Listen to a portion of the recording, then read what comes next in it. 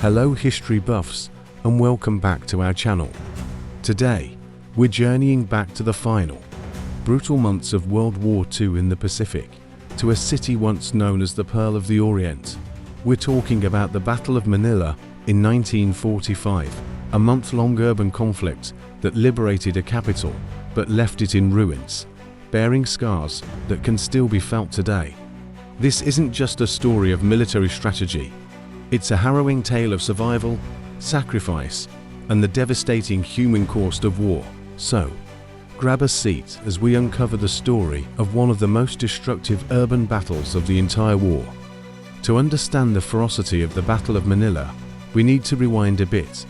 In late 1941, just hours after Pearl Harbor, Japanese forces invaded the Philippines, an American Commonwealth at the time. General Douglas MacArthur, leading the combined US and Filipino forces, was forced to retreat, famously declaring, "I shall return." For 3 long years, Manila and the entire Philippine archipelago suffered under a brutal Japanese occupation. The people endured hardship, cruelty, and the loss of their freedom, all while a tenacious guerrilla resistance movement fought bravely in the shadows, waiting for the day of liberation. That day began to dawn in October 1944. True to his word, General MacArthur waded ashore on the island of Leyte, marking the start of the massive American campaign to retake the Philippines. By January 1945, American forces had landed on the main island of Luzon and were rapidly advancing south towards the capital, Manila. The sense of anticipation was immense. For the beleaguered citizens of Manila and the guerrilla fighters, the approaching American Gs were a symbol of hope, an end to the years of suffering. They believed their ordeal was almost over. However, the path to liberation would be paved with unimaginable horror. As the Americans closed in, a critical and ultimately catastrophic difference in opinion emerged within the Japanese command. General Tomoyuki Yamashita, the overall commander of Japanese forces in the Philippines, recognized the strategic reality. Defending Manila, a sprawling, densely populated city, was a fool's errand.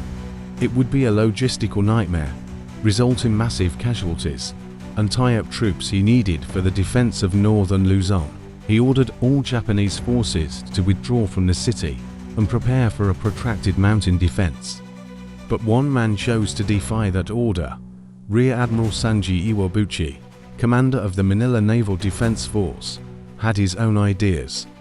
A veteran of the humiliating defeat at the Battle of Surigao Strait, Iwabuchi was determined to redeem his and the Imperial Navy's honor. He saw Manila as his final stand. He and his force of roughly 17,000 men, mostly naval personnel with limited ground combat training, resolved to fight to the death. They fortified the city, turning government buildings, churches, and stone-walled districts into deadly fortresses. Iwabuchi's insubordination sealed Manila's tragic fate. The city was no longer just a prize to be taken.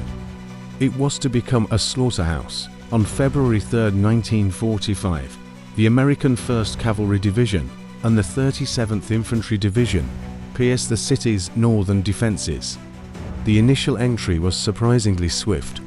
They liberated over 3,700 Allied civilian internees from the Santo Tomas internment camp in a daring raid, a moment of incredible joy and relief. They also secured Malacagan Palace, the presidential residence. For a brief moment, it seemed like the liberation might be swift and relatively bloodless. The soldiers and civilians celebrated in the streets. But this was merely the prelude. The real battle for Manila had not yet begun. The Americans soon discovered that the Japanese had no intention of surrendering. As US troops pushed deeper into the city, they ran into a buzzsaw of resistance. Iwabuchi's men had turned the urban landscape into a death trap. Buildings were booby-trapped, streets were mined, and every intersection was covered by machine gun nests and snipers. The fighting became a slow, agonizing grind, moving from block to block, house to house, and even room to room. The open field tactics the GIS were used to were useless here. This was close quarters combat at its most brutal. General MacArthur, deeply attached to Manila and its people, was initially hesitant to use heavy artillery and air power. He wanted to preserve the historic city and protect the civilian population. However, the fanatical Japanese resistance left him with no other choice. To break the stalemate and reduce American casualties, the order was given to bring in the big guns. Artillery batteries began a systematic bombardment, pounding Japanese strongpoints into rubble. Tanks rolled through the streets, blasting holes in fortified walls. The beautiful architecture of the Pearl of the Orient began to crumble under the relentless shelling. Caught in this horrific crossfire were over 1 million Filipino civilians. They had joyously welcomed the Americans, believing their nightmare was over, only to find themselves trapped in a new and even more terrifying one. As the battle raged, the Japanese defenders, trapped and facing certain death, unleashed a wave of unimaginable brutality upon the civilian population. In what became known as the Manila Massacre, Japanese troops went on a rampage of murder, torture, and arson. Men, women, and children were bayoneted, shot, and herded into buildings that were then set ablaze. Hospitals, churches, and schools, places that should have been sanctuaries, became scenes of unspeakable atrocities. This wasn't combat. It was a systematic extermination driven by desperation and rage. Historians estimate that around 100,000 Filipino civilians were murdered by Japanese forces during the battle. The final, bloody act of the battle took place in the ancient, walled city of Intramuros. This historic core of Manila, with its thick stone walls, old churches, and fortified buildings, was Iwabuchi's final fortress. It was here that his most fanatical troops made their last stand.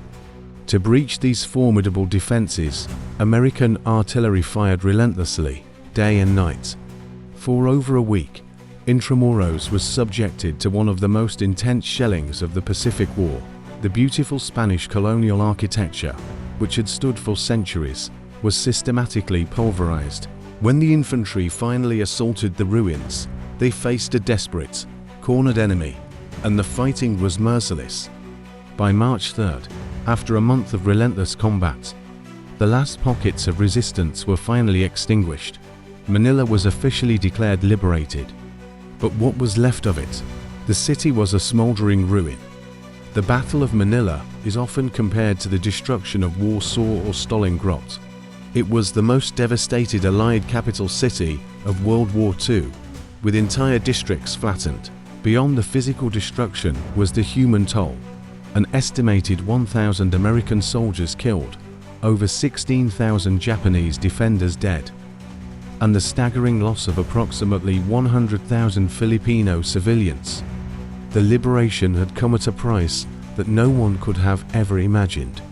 The joy of freedom was forever mingled with the profound sorrow of what had been lost. The Battle of Manila stands as a stark and brutal reminder of the true cost of war, especially when it is fought in the heart of a city, among the people it is meant to save. Thank you so much for joining us on this solemn journey into the past.